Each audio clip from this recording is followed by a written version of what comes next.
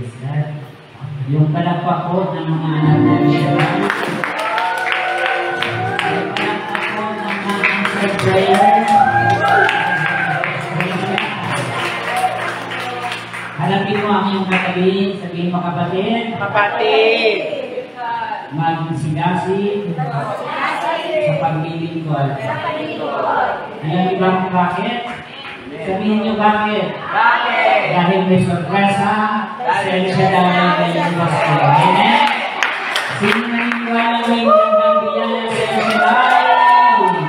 Amen. Ganyan po ang mga anak ni Yahweh, no? Malakas ang pananampalataya. Amen po ba? Ito po yung ating kinakayaman, no? Na kahit anong mga kabigatan, hindi mo ibinabasura, hindi mo tinatapon at inaabandona ang pananampalataya. Amen ka? At sa hapon ito, handa na ba kayong makinig?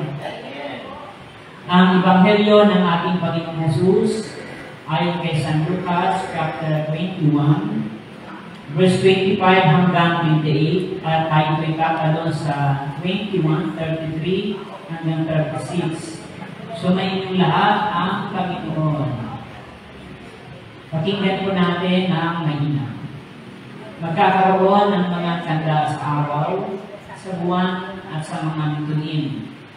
Sa lupa, mga bansa ay masisinda at malilito dahil sa ugong at mga daluyong ng dagat. Ang mga tao hindi makain sa kapot dahil sa pag-iisip sa mga sakunang darating sa sanlibutan, sapagkat mayayanig at mawawala sa kani-kani ng landas ang mga planeta at iba pang katulad nito na nasa kalawakan. Sa panahong iyon, ang anak ng tao'y makikita nilang dumarating na nasa alapa. May dakilang kapangyarihan at malaking karamanan. Kapag nagsimula na mangyari ang mga bagay na ito, madala kayo sapagkat malapit na ang pagliligtas sa inyo. Ang aral mula sa puno ng igos. Mawawala ang langit at ang lupa, ngunit ang mga salita ko ay hindi makakawala. Mag-ingat kayo at huwag magumon sa katakawan at paglalasing, at mabubuhos ang inyong isip sa mga itigil sa buhay. Ito, baka abutan kayo ng araw na yaon na hindi handa, sapagkat darating iyon nang di inaasahan ng tao sa buong daigdig. At maging handa kayo sa lahat ng oras. Lagi ninyong idalangin na magkaroon kayo ng lakas upang makaligtas sa lahat ng mangyayari ito at makakaharap sa anak ng tao. Mga magulang at kapatid, mga lingkod ni Yahweh al-Shaddai, ito po ang napakagandang balita ng ating kaligtasan. Yung buhay ng kalakpak ni al-Shaddai, yung kalakpak ng mga answered prayer. Sumigaw ng thank you, Lord. Answered prayer ng galing. Amen. Parang hindi answered prayer yung mga kalakpak. Yung kalakpak ng mga answered prayer. Thank God, salamat sa Lord. At pwede na tayo umuwi. Mapungan kayo. Joke lang. So, wala matutulog, no? Hapon paghapon ang gawain ay mostly ay nakakaantok, no? Kaya sabihin mo siya ng katabi, kapatid, kung gusto mo, ma-answer prayer. Wag na wag. Wag na wag. Wag na wag. Kang naiindig. So, sa hapon ito, salamat sa Panginoon. Maybe mga ilang month na or isang taon na rin ako hindi nakarating dito, no? But thank God sapagkat here we are again. Patuloy binibigyan ng chance ng Lord na makapaglingkod. Amen? God give us always a privilege na maging word bearer niya. Kadadala ng kanyang salita at higit sa lahat, kayo naman na nandito, mga kapatid, I do firmly believe na walang paglilingkod bago niyo pa inihambang ang inyong paa papunta sa lugar na ito, bago pa kayo nag-isip na pumunta sa lugar na ito, nakahanda na ang gantimpala ni El Shaddai. Amen? O, diba? Lagi naman may gantimpala, amen ba? Alam niyo ba kung bakit? Sabihin niyo bakit? Kasi sa panahon ngayon, kung titignan niyo yung palibot natin, ang mga tao ay busy sa kanya-kanyang mga gawain. No? Ang iba ay naglalakbay, nagtatrabaho, mga kapatid. But then again, lagi natin tandaan, ang sabi ng Biblia, the Bible says, you can do nothing without me. No? Wala na tayong magagawa kung tayo hiwalay sa Kanya. And even though na ubusin natin yung oras, araw, maghapon, magdamag sa paghanap buhay, ubusin man natin yung buong pera sa mundong ito just to earn money, mga kapatid. Lagi yung sinasabi, kahit yumaman tayo, mga kapatid, kahit umasenso tayo ng marami, minsan, isang lang na tao, hindi natin madadala ang kayamanan. No? At napakaganda na dumating yung tinatawag ng point of realization. Sabihin niyo realization. Iyan yung gusto ng Panginoon sa hapon ito, mga kapatid. We come to the point of realization na sa ating paglilingkod, makita natin kung ano nga ba talaga yung plano niya sa buhay ng bawat isa. And the Bible says, in Proverbs, mga kapatid, man proposes but God disposes. Ang tao'y nagpaplano, pero ang Diyos ang nagpapatupad. Amen ba? At wala tayong ibang pwedeng gawin kundi palaging pakinggan, palaging alalahanin yung reminder ng Diyos. Sapagkat we cannot process everything with our own. Hindi natin makakagpan yung lahat ng bagay base lamang sa ating strength, sa ating mga sarili ng kaya. And we can always depend on our endpoint, no? Pag hindi na kaya ng pera mo, pag sinukuan na tayo ng doktor, kapag halos na gamot iniinom na natin, hindi tayo gumagaling, kapag pakiwari natin, wala nang solusyon sa problema, na kapatid, it's just a prayer away from God. Amen ba? Kapag hindi mo na alam ang gagawin mo, hindi malayo ang Diyos para tawagan siya.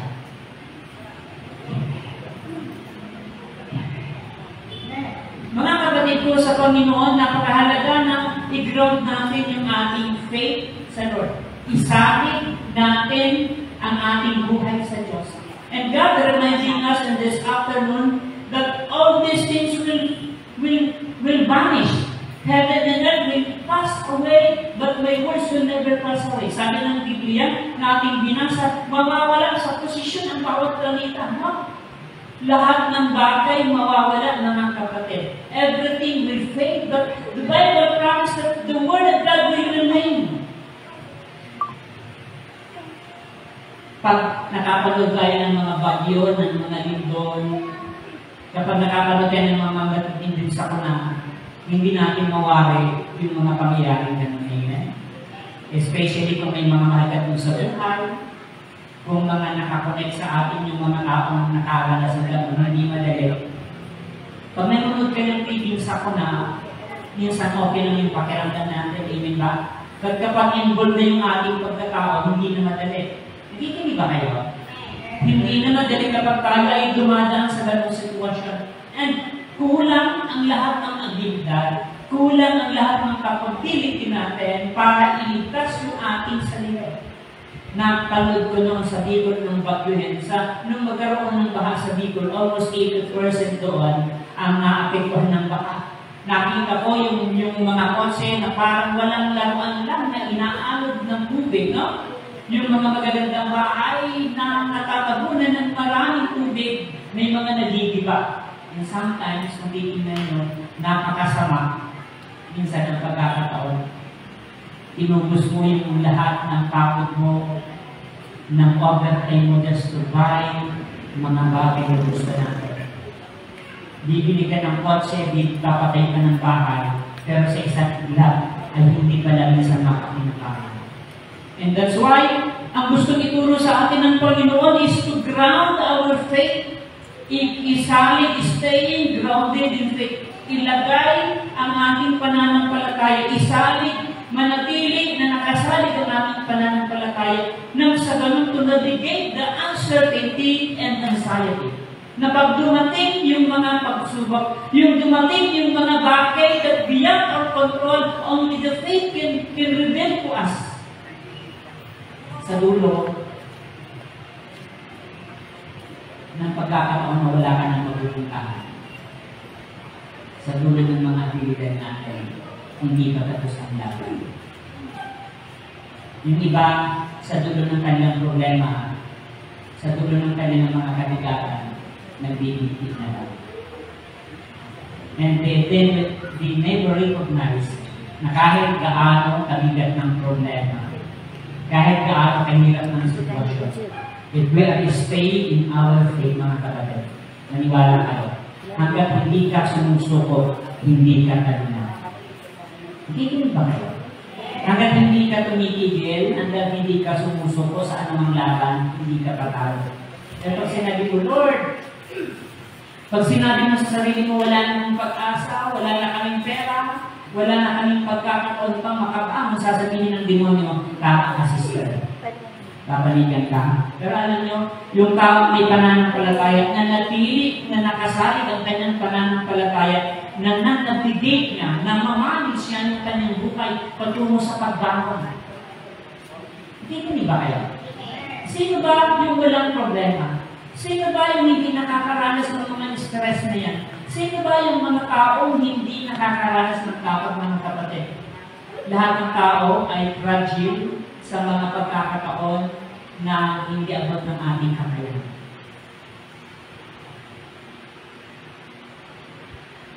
Magkaproblema ka lang ng magdama at hindi ka makatulog. Kinamagahan magaan na ang ulo mo. No? Maraming taong sabi ko, Mars, grabe yung problema kung hindi ako makatulog kagabi sa kakaisip ng problema. Tapos sasabihin mo, hindi ka makatulog, nasolusyonan ba yung problema? Hindi naman, diba? Kahit hindi ka makatulog sa kakaproblema, hindi yung nasusolusyonan yung problema. And that's why the Bible says, do not let your heart be troubled. Trust in the Lord and trust also in me. Ang gusto ng Panginoon ay magtiwala tayo sa Kanya. Huwag nating hayaan na tayo ay naligalig ng mga pagsubok. And the real measurement na tayo ay matatag, yung tayo ay hindi masyadong apektado ng mga pagsubok na dumarating. And we can measure our faith before God kapag nararamdaman mo sa sarili mo na kaya mo nang lumaban sa hamon ng buhay. As human being, we have many endeavors in this life. Napakarami nating mga hamon. Maganda na yung isang linggo na wala kang problema. Amen ba? Maganda na yung isang linggo, isang buwan na wala kang problema. And there's always na darating yung problema sa buhay natin. At mahihirap mag-survive kapag wala kang lakas na galing sa Diyos. Pero tingnan nyo, ilang taon na kayo sa gawain. Sino dito ang 10 taon na sa gawain ka sa tamahan? Sigada 10 taon na, no? Kung 10 taon na tayo, 5 taon na tayo dito, ibig sabihin, yung 5 taon na yan, yung 10 taon na yan, yun ang mga pagkakataon na hindi ka binibitawan ng Diyos. Kaya mahalaga, mga kapatid, unang dapat makita natin, sabi nga natin kanina, the point of realization. Ano yung unang dapat natin makita ngayong hapon? Recognize the sign of times. Lagi natin tandaan na hindi natin mapanghahawakan ang mga bagay-bagay sa mundo ito. There is always a time that those things will end. Yan yung dapat. Napakahaba na ng buhay natin. Pag mag-100 years ka na, pasalamat ka na, kasi may 100,000 ka na. Ang problema, hindi mo naman makikigil na. Amen ba? Pero yung pinakamagandang bagay, meron tayo na ibang legacy, meron tayo na ibang tulong sa ating family, but all those things will vanish anytime. Kapag hindi yung nahawakan ng maigi, mawawalan din ng kwenta. Nakikinig ba kayo? At napakahalaga na maipakita natin sa Panginoon dahil sa panahon na tayo ay haharap sa Diyos, sa panahon na tayo ay makipagpintahan sa Diyos, sa panahon ng mga dulo ng buhay natin, we are aware na hindi tayo dapat matakot sapagkat handa ang buhay natin na humarap sa ating Panginoon.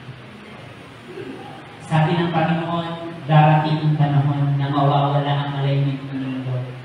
Mawawala ang langit at ang lupa. No?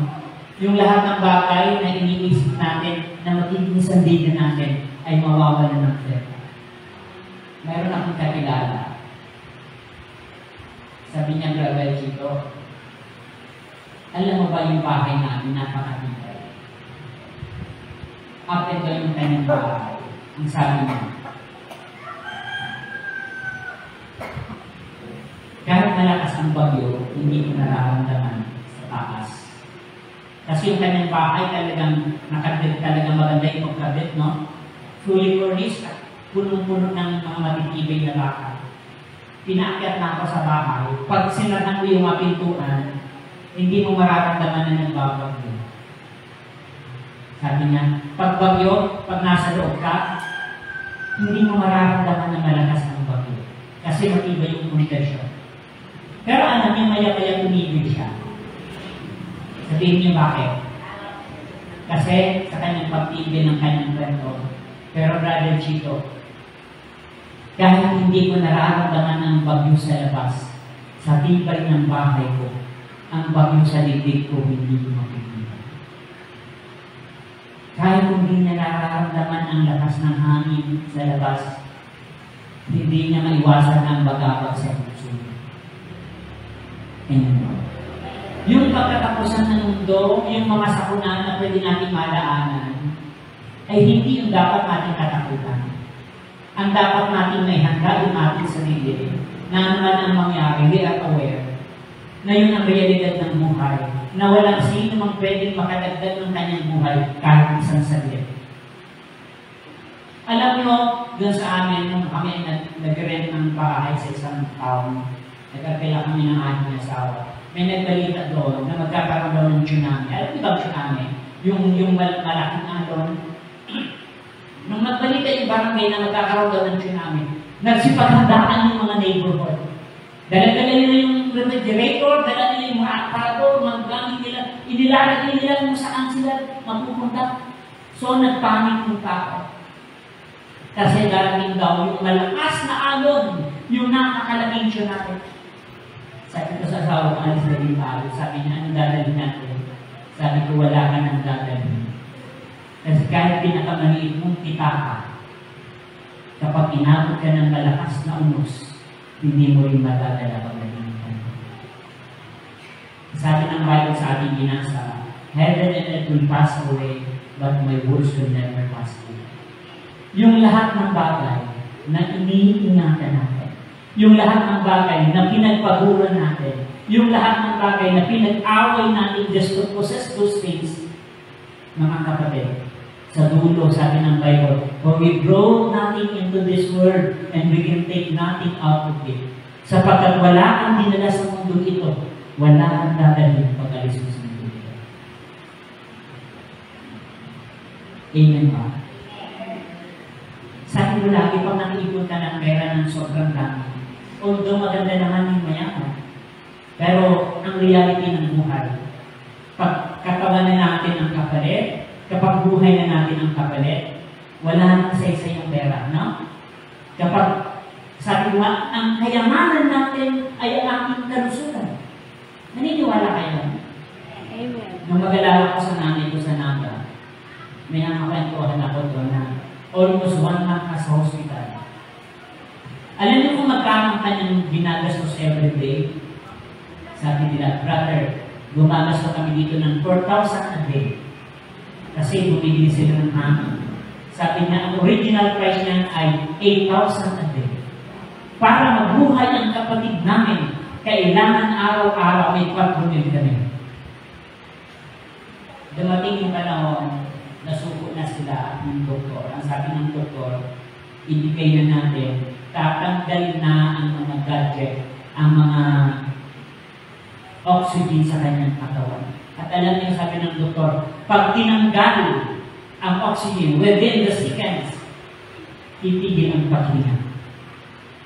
Nagkaroon ng panic yung pamilya kasi may gustong tanggapin na, natanggalin na yung kanyang oxygen. Yung iba naman ayaw. So, bilang isang kapatid, Huwag niyong tanggalin, di ba kayo naaawa sa nanay? Pero ang mga kapatid di nag-iinigan. Kasi kung hindi nila tanggalin yun, kailangan may 4 meals sila araw-araw. Alam niyo, nag-iisang buwan na sila doon, almost billion na ang binabayad nila. Kaya na-realize ko, salamat pala tayo kahit mabigat ang problema, na kahit wala na yung bigat ng karamdaman, ay maging handa tayo sa buhay, sapagkat dumarating yung pagkakataon na kailangan bilhin mo na ang buhay mo araw-araw. No? May mga tao na kung saan binibigyan ng buhay, gustong tapusin ang buhay. Isang tao ng brother, sawang-sawa na ako sa buhay. Wala na akong pag-asa, brother, gusto ko nang magpakamatay. Sabi ko sa kanya, bakit ka magpapakamatay? Ilang taon ka ba? Sabi niya, Brad, 50 ayos na ako, Brad. Sabi ko, huwag ka nang magpakamatay. Malapit na rin yan. Joke lang. Matagal-tagal pa yun, no? Ang buhay natin yan, mga 80 years old, no? Pero yung mga tao na buhay, gusto magpakamatay. Amen ba? So, we have to recognize that whether we like it or not, darating ang panahon. But the point is, dumating man yung bagay niyo, hindi ka na magugulat. May mga tao na akala mo naglilingkod, pero walang lakas ng loob. Sabihin niyo, bakit brother?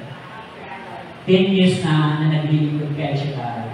Sabi daw malakas ang pananampalataya niya. Nung mabasa yung bill ng kuryente, kinabahan. May mga tao na simple problema nililisan na ay nagpapanik. And you know what? Ang measurement na tayo handa sa mga bagay na darating sa buhay natin, yung hindi tayo masyadong natikinan. Yung tayo ay laging matatak. Nakikinig ba kayo? Yung tayo ay laging matatak sa anumang hamon ng buhay. And we never enjoy this life. Na ikaw ay naglilingkod, na ikaw ay kumakain ng masarap, na ikaw ay nagpe-praise the Lord, na ikaw ay nagpupuri kay Shalai, pero may mahal ka sa buhay na inaatake ng demonyo. You will never enjoy this life. Ito yung lagi mong sinasabi sa mga gawain. Huwag kang maging kampante na naglilingkod ka sa Diyos na akala mo okay ka na sapagkat pinili ka ng Diyos to remind other people, to remind the immediate family na manang handa sapagkat darating ang panahon tayo lahat ay makikipagtuos. Sabi sa Diyos, there will always a time of reckoning. Darating ang panahon na makikipagkwentahan ka sa Diyos, darating ang panahon na makikipagtuos ka sa Diyos, darating ang panahon na haharap tayo sa Diyos. Kung hindi mo mabayaran ang utak mo dito sa lupa, walang kwenta pagpatay ka na. Kahit ilang milyon ang utang mo dito sa lupa, wala ka nang pakialam pagpatay ka na. Pero yung utang natin sa Diyos, hindi tayo makakalitas. There is always a time of judgment. Yung mga tao milyon na doon, na may mga milyon na utang, pag namatay na sila, hindi na lumabayad, no? Dahil pa sinisingil yung mga family nila, wala na rin. Nakakalampas sa utang. Pero every single day ng buhay natin, baka isang tao sa Diyos. Sabi ng Panginoon, stay awake, be vigilant, and be prepared. Amen ba? Mga kapatid ko sa Panginoon, ang paglilibad ay hindi basta-basta. Huwag kang makipaghabulan sa mga bagay sa mundo ito. Huwag kang makipagkompetisyon sa pagpapakayaman.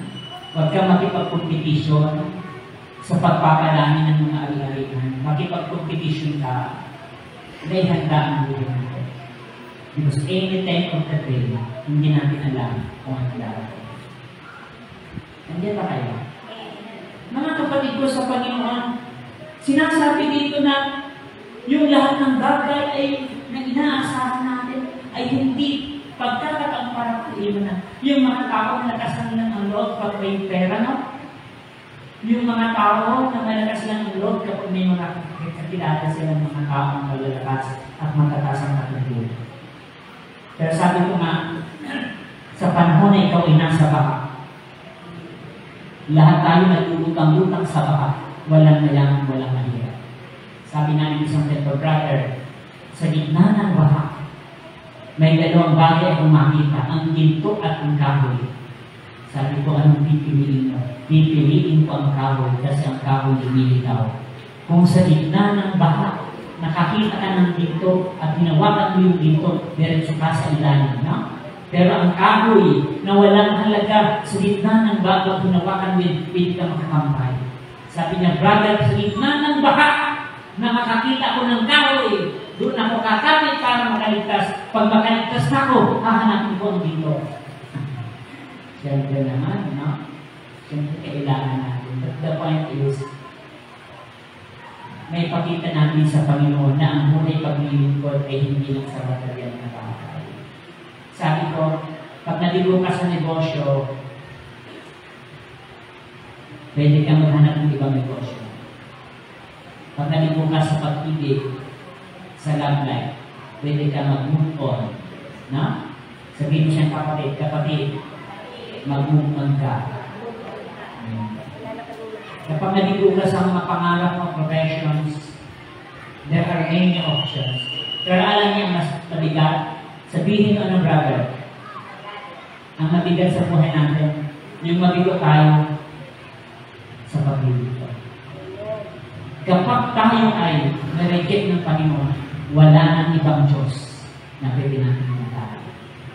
Wala nang ibang Diyos na pwede natin labitan. Amen ba? Kaya yung mga sa pinakonsilig ko minsan, brother, alam mo, hindi na ko tinatalaga ng mga encouragement. Hindi na ko tinatalaga ng mga motivational words, sabi mo. Yung sabi niya, ang sinasabi ko sa hindi na motivational, hindi na encouragement. Ang sinasabi ko sa iyo ay ang salita ng Diyos. Pag di mo napaniwalaan ang salita ng Diyos, wala nang ibang salita na pwede lumakapin. Nasusundan niyo ba? Pag hindi tayo nakatiwala sa salita ng Panginoon, wala nang ibang salita na pwede natin asahan. Don't let anxiety weigh you down. Huwag mong hayaan ng mga kabalisahan ay magpabagsak sa atin. But those things ay maging dahilan para maging strong tayo. Amen ba? Sa problema, hindi nyo ko pwedeng kwentuhan. Kung pagsubok, mga kapatid, hindi nyo ko pwedeng kwentuhan.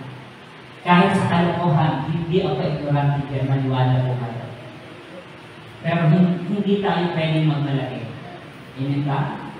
Ang pwede natin ipagbalagay that we are strong enough. Walang ignorante sa pagsubok. Because every day in this life is a challenge. Sa taong problematic, alam niyo ba? Kapag problemado ba, napakatagal ng maghapon. Amen po ba? Minsan nagpap ako sa jail. May nakita ko isang mama ang lalim ng isip. Sabi ko, brother, ayaw ko manitanong ito kasi mabigat ng katanong dito. Sabi ko sa puluhan. Ayaw ko sabihin sa kanila, kumusta kayo dito? Baka sabihin ako, ikaw ang dito, brother. No? Ang hirap ng diba? Pero sabi ko, brother, ayaw ko man ito itanong, pero itatanong ko ba, kumusta ka po dito sa loob? Ano yung sagot niya sa akin? Brother, pag nakulong ka sa mga unang taon, unang buwan ng buhay mo, napakahirap ubusin ang maghapon ng buhay. Tayo, pag naboring tayo, hindi na natin alam yung gagawin natin. No? Pag naboring tayo, parang sa bigat na ng problema. Pero pag nakita mo na may mas mabigat ang problema, nakikita mo na you are strong enough. Mas malakas ka kasi hindi tayo dapat sumuko sa anumang laban ng buhay. Minsan, alas 12 ng gabi, may tumatawag sa akin, brother Tito, pasensya na tumatawag ako, magpapapray over ako. Sabi ko, sister, walang problema. Ano ba gusto mong i-pray over ko sa'yo? Brother, pag i-pray over naman, ang taas ng blood sugar ko, brother. Sabi ko, huwag kang mag-aalala. Parehas lang tayo. Wala namang tawag ang problema. Kaya nga napakahalaga na ilagay natin sa kamay ng Diyos. Sapagkat dito sa mundo walang lugar na tayo ay pwedeng maligtas. Pag kumain ka, pwede kang mabulunan, pwede kang matinig. No? Pag matulog ka, pwede kang mabangungot, kaya artista na hindi nagulisin. Amen ba? May brother tayo hindi na sumasakay sa motor. Alam naman bakit? Nagka-trauma siya sa motor. Kaya minsan, sinubukan ko siya, halika, hindi kita dito malapit lang para mawala yung trauma ko sa motor. Ako ilang beses nang bumangga sa motor, wag nang madagdagan in Jesus' name, no? Pero hindi ako na-trauma. Mga ilang linggo lang, lumaban na naman. And yung kasama ko brother nagka-trauma sa motor, alam, hindi na siya sumasakay mula noon nung makabangga yung motor. Sabi ko sa kanya, brother, tandaan mo to. Ang motor, pag umiwas ka sa motor, okay lang. Pero tandaan mo, pag sumakay ka sa 4 wheels, ang 4 wheels nakakabangga din, maniwala ka. Paano kung pagsakay mo, nung pagsakay ng jeep, nakabangga yung jeep, hindi ka nasasakay sa jeep? Nakikita niyo ba yung aking wife? Walang lugar na pwede tayong maligtas. Yung aeroplano, bumabagsak, yung barko, lumulubog, yung natutulog, binabangungot, yung kumakain, natitinig, yung lumalakad, natitisod, mga kapatid. And there is no such good thing in this world. Walang ligtas. Walang ligtas dito sa mundo ito maliban sa kamay ni Yahweh Al-Shaddai. Yung mga magulang na may binata, dalagang anak, wala silang ibang pwedeng yung kundi matakot na lang. E yung mga anak naman na Al-Shaddai, kundi manalangin nila, brother, alam mo, nakakaproblema din pala. Pag marami kang anak kasi, everyday iniisip mo kung saan sila, kung ano mangyari sa kanila, baka maglalasing sila, baka magbabarkada sila, naku, sister, hindi mo mauubos yan. You have to put in the capable hands of God. Ano ang problema mo? Ano ang katigatan mo? Huwag kang mag-alala. Sapagkat kung bakit ka nandito kasi, yung hindi mo kaya, kayang-kaya ni Yahweh Al-Shaddai. Kaya niyang lahat ng bagay. Kasi sa dami ng aking pinuntahan, alam niyo ba, nung ako'y mga sa ibang province, nasa isang barak ako natutulog, maya-maya may lumapit ng motor. Brother, halika na, magpunta na tayo sa prayer meeting. May dala siyang gitara, may bibig siyang karaoke, na doon ako sa likod ng motor niya. Akyat kami sa bundok, ang layo-layo ng bundok, nalay na nalay yung aking kamay. Sabi ko, brother, saan ba ang ating pupuntahan? Saan ba yung prayer meeting? Basta, brother, doon sa taas ng bundok, doon tayo. Alam niyo, pagdating namin sa taas ng bundok, alam niyo kung ilan ang attender? Sabihin niyo ilan? 4. Sabi ko, ang hirap, pero that's purpose. Sabi niya, brother, alam kong mahirap. Pero salamat sa Lord. Sabi ko sa kanya, iba talaga yung iwanan ng Diyos. Kaya lagi ko sinasabi sa kanya, tingnan mo yung plano ng Diyos. Ang dami kong nadaan ang tao, hindi ako nag-share ng word of God. Dito pa sa lugar ninyo na pinuntahan ko ng layo-layo para pakakinigan yung salita ng Diyos. At lagi ko sinasabi sa kanila, huwag kayong matakot. Sapagkat ang ating dala-dalang Diyos ay may magagawa sa buhay mo. Ito rin yung parapat. And we have to prove it to God ng kanyang reminder, eh hindi tayo para matakot, hindi para handa na dumating man ang katapusan ng mundo, hindi tayo naaalinlangan sa pag-abay ko tayo hinihintay. Alam niyo ba na ang mga Pilipino ay matarata? Sabihin niyo bakit, brother? Kasi mayroong Chinese na bata nag-utang. Nung mabalitaan yung Chinese na bata, tuwalo sa building, nagpakamatay. Nakikinig ba kayo? Nung malaman ng mga news reporter kung bakit yung Chinese hindi nagpakamatay, kasi hindi ito nakabayad sa utang. Sabi ko, dahil siya ng mga Pilipino. Ang mga Pilipino pag hindi nakakabayad ng utang, hindi tumatalong sa building, nagtatago lang. Bakit ka magpapakamatay ng hindi ka nakabayad? Lalo na di mo nakakaya, ha? Yung mga Pilipino ang lalakas ng loob sapagkat lagi tayo may pag-asa sa kamay ng Al-Shaddai. Amen ba? Napagpalang ako at tumayan ako tayo.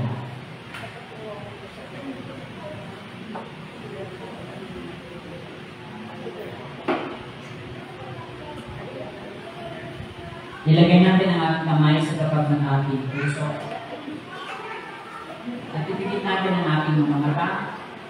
Gano'n natin ang presensya ng Diyos. Hayaan natin na siya ang pangusap sa atin. Sa dami-dami ng mga bagay-bagay na inaasam natin. Hindi natin na-recognize na may pinakahalaga na dapat ating paghandaan, pagkaabalahan. Hindi ang kanyang pangako. Pangako na kung saan hindi kailangan nagkakarulan. Sa mga taong nagtitiwala na nananampalataya sa pangako. Kaya, itulawakan natin, dagdagan, palalimin ang ating paglilingkod, that we must not focus on the earthly things. Sapagkat ang sabi ng Panginoon, ang lahat ng bagay ay mawawala. Pero ang kanyang salita, kailanman ang mawawala. Napakasakit isipin at napakahirap na laman na sa mundong ito walang tayong assurance. Pero hindi dahilan para tumigil. Hindi dahilan para sumuko at mawalan ng pag-asa. Yung paalala ng katapusan ng mundo ay hindi para kayong takutin, kundi bigyan ng pagkakataon na maging handa hindi lamang sa mga material na bagay, kundi sa pagharap natin sa takdang panahon na tayo makikipagtuos sa ating panahon. Yung tayo makikipagbentahan sa Kanya. Yung tayo ihaharap sa judgment ng Lord at kung saan hindi niya tatanungin kung negosyante ka ba. Hindi niya tatanungin kung anong trabaho mo. Kundi ang tatanungin niya, naging tunay ng lingkod kung tayo ba ay nasa lupa. Naging ba tayong tunay na tao sa ating kapwa. Sa buhay paglilingkod, hindi payamanan, hindi pagalingan. Sa buhay mananampalataya, kung sino tayo, sa harapan ng Diyos. At walang ibang pwedeng sumukat ng ating kabanalan, hindi ang kapwa mo, hindi kung sino man sa atin, sapagat ang pwedeng tunimbang ng ating pagiging tao at banal. Walang iba ang Diyos na nakakaalam ng ating supatan. Tayo nakakaalam ng ating desire, ng ating paglilingkod. Tayo nakakaalam kung hanggang saan tayo pipilit ng ating tunay na lingkod. Paano tayo nakakaalam kung sinasadya ka namin maging banal o maging masarap. Pinapaalalahan tayo na every day is a chance for us to live in His holiness. Sapagkat kapag tayo ay nasunod niya ang kanyang righteousness, walang bagay na gusto natin hindi niya pwedeng ipagkalo. Walang problema, walang karamdaman na hindi niya pwedeng solusyonan. Sapagkat siya mismo ang nagkondisyon, unahin natin ang kanyang kabutihan at kabanalan ng lahat ng mga bagay na hinahabol natin, ang lahat ng bagay na inaasam natin, ay pwedeng ipagkalo sa kanyang kalooban. At kung meron ang pwedeng hangarin natin sa hapong ito, hindi muna ang mga bagay na gusto mo, kundi makita yung tuminilingkod niya sa bawat araw ng aming buhay. Tingnan natin ang aming sarili, paano tayo nagiging tunay na lingkod, paano tayo nagiging tunay na tao sa ating kapwa, paano tayo susumikat na magbago ng buhay. Hindi mamaya, bukas, nag-ibig ng Panginoon, tayo ay lingkod niya ngayon na kapatid.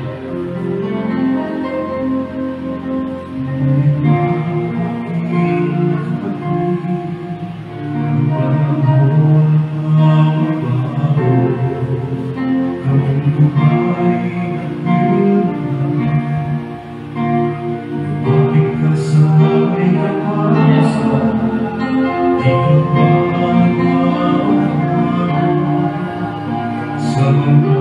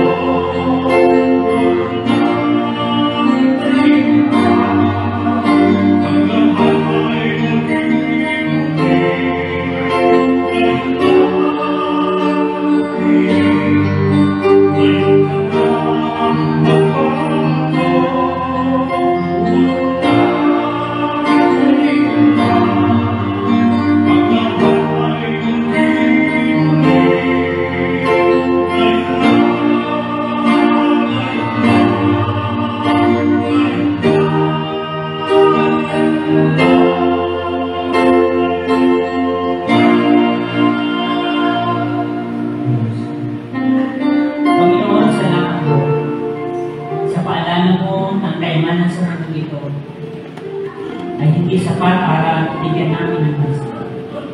Hindi ang pag-ibig ko, ang katuwiran mo, ang mag-remember mo sa amin. Paalala mo ang katapusan ng mundo, hindi para takutin kami, kundi paalalahanan na bawat araw. Pagkakataon para mabago at tituin ang aming buhay. Panginoon, alam ko ang pagsukat ng kabanalan ng iba, kundi alamin namin kung kayo ba ay sumasapat sa kabanalan mo. Kaya bigyan mo kami ng kakayahan na tumalima sa kalooban mo. Bigyan mo kami ng karunungan na mapili ang tama sa buhay nito. Sapagkat ang mundong ito ay mundo mapagdaya, mapanglingnan. At minsan inaamid kami ng anumang tukso, inaamid kami ng anumang pagsubok at problema. Subalit kapag ikaw ang aming kasamang Panginoon, kapag ikaw ang aming gabay, kami lalay ng katanumpay. I-bless mo, Lord, ang bawat isa sa amin ngayong hapon. Gaya mo kami tuloy ng lingkod, makita ang kabutihan, maramdaman ang kabitilin ko, at makita sa amin o Diyos ang kami tuwid sa araw-araw. I-bless mo kami lahat sa punang aming sampahulan. Ilayo sa mga kahirapan, ilayo sa mga sakuna, trahedya, ilayo sa lahat ng sumpa ng kalaban. Magpus maranasan ang biyaya mo sa araw-araw. Dumating ka sa bawat tahanan ng mga lingkod ito. I-bless mo, Lord, ang mga source of income, mga hanap buhay, negosyo, trabaho. I-bless mo, Lord, ang aming kalusugan higit sa lahat. Ayusin mo ang sistema ng aming katawan, mula-una hanggang kalampakan sa dugo, sa balat, sa laman. We pray for your divine healing, O Lord. Pagpalain mo kami, sapagkat walang sa ang mga bagay ito kung kami dapat ng karandaman. Pagpalain mo kami lahat, mula ngayon pagpakailanman. Pagpalain mo ang gagawa, ang naawit mo panunod ko. Pagpalain mo kami lahat na nandito ngayon. Sa pangalan ni Jesus, say Amen. Sa pangalan ng Ama, ng Anak, ng Espiritu Santo. Amen. Pagkatlan ako po sa inyong lahat. And let us give thanks to the great God.